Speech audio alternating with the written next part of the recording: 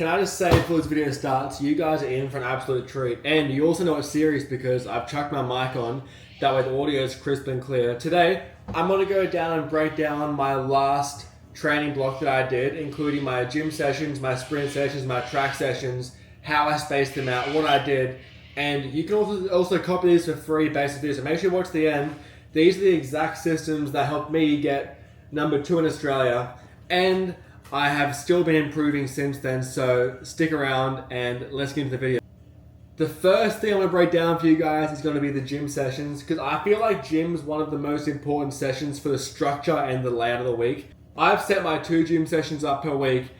That way I have 2 days rest between gym sessions, so my legs feel fresh so I can train hard for my sessions. And they're also broken up, that way I can have my gait sessions with a break, so I put full effort in. Because the last thing you want when you're training gaits is to train, let's say, gym on Monday, gaits on Tuesday. Your gaits on Tuesday are gonna suck because you've used all your effort on gym on Monday, you're not fully recovered, so your gaits aren't gonna be as good, which kind of lowers the value of the gait session. So I've placed mine with at least a 24-hour break and a day between gait and gym sessions. So I train gym on Monday and also Thursday. So I'm gonna break down my Monday gym session. So this was my first block looked like. So I'm gonna tell you exactly what I did here. So if you want, you can write this down. And I train 4-week blocks. So I'll go over 4 weeks, the exact same movements. Or if that feels nice, I'm still progressing 8 weeks, where I'm going and working on more reps, more weight, week by week by week. So Monday, here was my first block that I did. It was a heavy day. It was barbell back squats, 4 sets of 5 reps at about 80% effort, so pretty heavy, followed by cyclist squats, which were 3 by 6 at 75% effort. Third was barbell hip thrusts at 80% effort. Fourth was dumbbell squat jumps, 3 by 5 at 20% of your body weight of those dumbbells. And at the end, depending on how my body felt after that session, I would have an optional section for 2 sets of 10 reps of calf raises to work on that calf strength. On Thursday, we had more of a unilateral day, and this block was set up like this. We had front foot elevated split squats, 3 by 6 each leg, followed by cyclist squats again at 85%, 4 sets of 5 reps, so a little bit heavier this time, followed by Nordic hamstring curls, 3 by 6. These are super hard, so I did use a band around my chest and hold on so I can go do these, because on their own they're super intense. Followed by single leg RDLs, and then to finish off that session we had a 20-meter sled sprint with the sled push with a bit of weight on there as well. And these sessions were spaced out, so I trained on Monday, which gave me all day Tuesday, all day Wednesday to rest from the gym. So my Thursday gym session was back at full effort again. So I've left a 48-hour gym space period there where I have allowed my body to rest and recover. So my Monday gym session, I can go 100%, work super hard, train super hard, get the most value I can out of that session. And Thursday again, I can go and train full effort and get the full value, because again, I do work and study, so I have to prioritize getting my sessions in where I can provide full value and get the most effort I possibly can. So that's how I spaced it out. Feel free to copy this or however you do as well. Another reason was so I could work on proper form and technique without having my legs feeling fatigued or in the session. Because let's say you train, let's say example, squat on Monday, and then on Tuesday you train again. That's a very extreme example of that little tiny gap, but your legs, your glutes, your quads are going to be sore. So training the next day, you're going to get so much less value and so much less effort put in because your legs aren't recovered. So I highly recommend, if you're training 2 gym days a week, to at least have 2-day breaks. So Monday and Thursday, Tuesday and Friday, whatever it is, have 48 hours break. That way every gym session you can go in there and work and have some actual value from this session, because that's how we get faster and stronger in the end of the day. Just quickly, if you want to work with me one-on-one for training, DM me on Instagram and we can see if we can work together, because I would love to work one-on-one and take all the guesswork out. Let's get you some real results to make this 2026 season the best one yet. Back in the video. Now we're on to sprints. I'm going to break down how I did sprints for the week. So for sprints, I did every single week without fail, I did 2 sprint sessions. And depending how my work felt and how my legs felt, I would sometimes slot myself in a 3rd sprint session. So I'm going to break down the 3 sprint sessions I did. So session 1 and session 3, they were both the exact same. They were 4 or 5 20-meter block start sprints. I would do 5 depending how my 4th rep on that one felt. If it felt super good, super explosive, I would do a 5th rep. If I was starting fatigued, I would skip that and just do 4. Followed by 3 30-meter roll-in sprints. So I'd roll in about 30% speed, roll down a hill, get to flat, and then sprint my 30 meters and work on that building speed through that section there as well. And then session 2 was my uphill, a bit more of a grindy session. I did 3 20-meter uphill block start sprints, followed by 3 20-meter slow roll-in uphill sprints. So this day was kind of like a heavy gearing sprint, I guess, or uphill, where I was working on having that super heavy sprint and having to grind and work for every pedal up there, because at the end of the day, that transitions across to BMX when we race and we're going down a hill. If you're working that fast speed up the hill, it makes riding down that time so much easier. So that was what my second one was. And like I said, my 3rd session was the exact same as my 1st session. And that fully depended on how my week of work went, how my week of training went, and how my legs felt on that 3rd day, if I would do that session or if I would skip that session. It all depended on how I was feeling. Alright, the days I trained these sprints, I trained session 1 on Tuesday. So this was following after my Monday session. So Tuesday was normally the lower rep range. Because Monday was a heavy day, I would train that first session on the Tuesday. Session number 2 was on a Friday. So again, directly after that gym session. But for sprints, you can get away with a bit more. So you can go and work on that technique and power while you're still a bit more fatigued. So again, that was uphill day with the 3 block start uphills and the 3 rolling start uphills. And session 3 was on the weekend, either on a Saturday or a Sunday. So I'd redo session 1 on the 3rd sprint day. But this depended on how the weather was, if I got to the track to ride on a Saturday, or if I missed it. So I would train that sprint day on Saturday if I missed my track day because of whatever reason I couldn't make it. I would train that 3rd time if I missed. Every time I missed, I would train that session. And if I hit that Saturday session, I would see how I felt on Sunday. And if I felt good and recovered, I would train that sprint session again. But again, we're big on recovery. Recovery is so important. If I woke up on Sunday and felt sore, I would take Sunday off and just recover and rest and not train that day, because I wanted to make sure that Monday came around, I was feeling fresh and fast and ready to go and give it full effort again.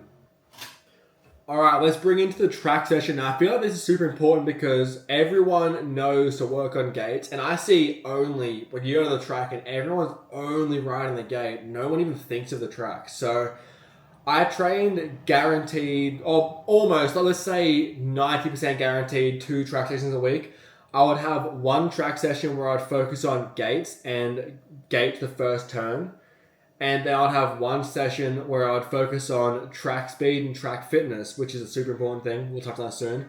And if I had a 3rd session per week, I would use the last session, one of those sessions, as a skill day. So I'd go to the track and do what I felt like doing. So if I felt like riding the track, I would ride the track, do my skills. And I felt like doing gates, I'd do some gates. But that day was overall a day where I would use to work on my skills, because one thing everyone neglects, which is so silly to do, is skills. So one pro tip right now, this is actually a really big tip which I can give you right now. When you go to the track, for every single track session, if your track session's a gate session, I urge you, if you have 15 minutes, get there for your warm-up, do your warm-up, and go and spend 15 minutes on the rhythm straight and try and manual some random gaps, do some silly jumps, do some manuals, have some fun, try and manual the whole straight. Because one thing that so many riders don't do these days is skills. And as you start getting older and faster, especially the 14, 15, 16, even junior league ages, if you've neglected skills when you're young all the way until this point now, you are going to have a super hard time. And I've seen this so often with guys who had fast gates but couldn't ride the track to save their life. So please, if you get time, 15 minutes all it takes, go and work on those skills. Alright, so let's break down my gate session and what I would work on for my gait session. So I would do, on my gait sessions, I would spend between 15 and 20 minutes of my warm-up. I would spend that on the last two straights. And typically my goal would be in that 15 minutes to see how many straights I could manual in one try. So I'd go to the last straight, try manual the last straight. If I hit that, move to the third straight, try it again. Then second straight, then first straight. And my goal was to get every straight in one hit individually in that 15 minutes. And that wouldn't happen very often because my skills aren't as great now, but I was still working on them. My actual session after that warm-up, I would do 1 or 2 moderate effort gaits to get a feel for the technique and the timing of the start gait. Then I would do 4 to 6 gaits to the first jump, followed by a 5-minute break, then 2 to 3 to the first turn. And one big thing which I think is so important that everyone should do is to work on doing these efforts to the first jump or the first turn, regardless if you slip on the gate or hit the gate. Because if you think about it, when we race, there's so often times that we're in a semi or a final, or it could be a qualifying event, whatever it is, where we hit the gate. And if we haven't trained tapping the gate or having a slip on the pedal, we always give up and go back to the start. We're never going to be comfortable in that situation. So I think you should train how you race. So I am a very big believer on, if I'm doing my gate session, my 5 gates, unless I'm working on just technique, I'm doing first straights to the first jumps. If I hit the gate, I will always work on that, finishing that rep off, because when we race, it's important to have that unlocked. So when we hit the gate in a race, we can just keep on ripping it down the straight. And for the rep ranges, this depended on if my technique was bad or if I was feeling tired for some reason. Let's say I had a big day at work or whatever it was, had a bad night's sleep and was feeling bad that night, I would do the low rep ranges. But if I came in and felt good, had good recovery and felt fresh, I would try and aim for the higher rep range and do more reps, because we want to get as much as we can on these track days.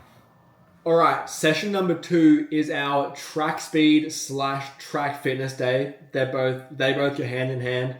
I would go and ride Bean Lee, so I would ride and do 5 second straight efforts, because if you've seen Bean Lee, it's a huge straights. I would work and do 5 second straight efforts, followed by 3 last straight efforts. And one thing I would advise for this session, if you can, get a training partner and start and do alternating runs. So for me, I had a training partner who's a fast rider, or even I had 2 training partners some days. We would alternate positions in the turn. So we'd start in the turn, one in front, one behind, and if you're in front, your goal is to hold them off and beat them the turn. If you're behind, the goal is to pass them. So this is super important to train getting past people and also working on riding and performing under pressure. So I would highly advise doing this session with a training partner. And if you're at a normal little track, let's say your home track is maybe, I don't know, like a track with a small straight, then I would recommend for these efforts to go and do, for example, a second and a third straight for those 5 first reps, and then last and second last straight for the 3 reps. So do 2 straights, because we don't want to do 1 straight effort on small straights. If it's an easy small track, do 2 straights to make sure you get an actual value out of these sessions. So I'm going to break down exactly what I did through the week, so you can copy me and do exactly what I did if you would like to, or you can get an idea of what I did and you can use your session to make it look something similar to mine. So Monday, I trained gym number 1. Tuesday, I trained sprints number 1. Wednesday was track effort number 1. Thursday was gym number 2. And some days was track number 2. Friday was sprint number 2. Saturday was track number 3 or track number 2, depending how Thursday went. And Sunday again was optional sprint number 3. It depended on how the week went with the training beforehand. So I've set mine up. It's only 8 BMX sessions per week. I also did train an upweight session on the Tuesday and the Friday, but they're not as important. They're kind of just a thing I did for fun. But my structure of that plan was based around myself with my university studies and my work. So I can't really fit 2 sessions a day in and get full effort. So mine was kind of based around, let's try and get 1 really good, really high value session in each day we can, Monday through Saturday, so we can get those big improvements. And we don't want to go and fill in and do those filler reps of extra sprints, extra gym where I'm tired, and it just overall makes the week worse. Alright, so I had my sessions spaced out. So my gate session, which was on the Wednesday, had 24-hour, the full Tuesday off before gates. So I trained gym on Monday, sprints on Tuesday, gates on Wednesday. I was very intentional making sure I had that Tuesday blocked off with not too much effort. That way on Tuesday I rock up, and most weeks, depending on work, I would be feeling fresh and fast, and I could go and do my gates, and I had my form was feeling nice, my power felt nice, my energy felt nice, so I go and get those high rep ranges, get my videos, and work on improving rather than just fighting through and doing a session for the sake of doing a session, if that makes sense. Then Thursday again was another gym session. Then Friday was sprints, and Saturday was a track fitness day.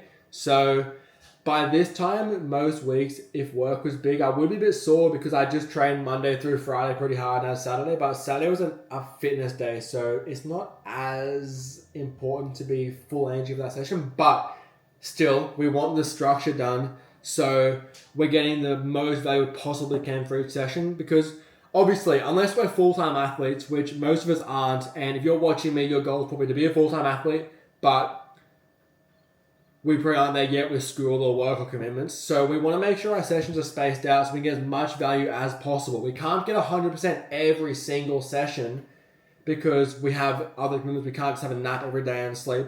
But the goal is to go and make each session structured around uni studying and also work, that my training would be super, super high value.